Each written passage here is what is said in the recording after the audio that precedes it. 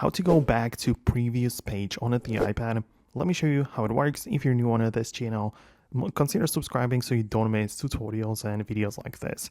So it depends on where you are, but a lot of people just want to know how the navigation works generally on the iPad. So if you, for example, go to a Safari web page and when you want to return back, you can at first tap the arrow in the top left corner, which will go one page back, or you can also perform the dragging gesture from the left edge of the display.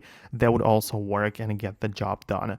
Same thing for other apps, like for example, you might want to go to the settings, and as well, you have either the button in the top left, or you can use the swiping gesture to also go from the left edge of the display and toward the middle to like slide out and return back to the previous page.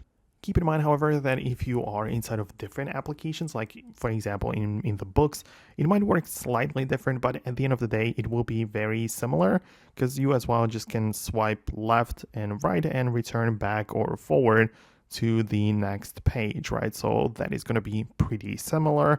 And of course, to return back to the home screen, you swipe up and you end up at the home app layout view. So I really hope that I can explain it all quickly in this video. Obviously, if you are new to the iPad, these kind of things like navigation might be a little bit confusing. So I hope I can make it a little bit clearer. So if it helped you, hit the thumbs up and subscribe for more explanations and quick guides like this. So thanks a lot, and I'll talk to you later in the next tutorials as well.